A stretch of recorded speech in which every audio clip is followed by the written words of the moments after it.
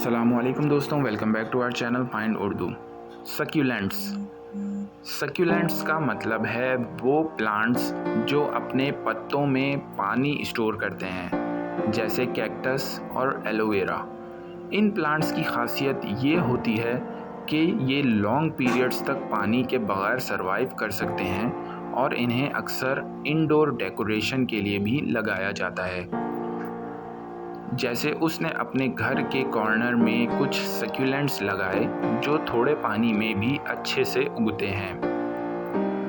Succulents are easy to care for because they require minimum water. Succulents का ख्याल रखना आसान है क्योंकि इन्हें कम पानी की ज़रूरत होती है।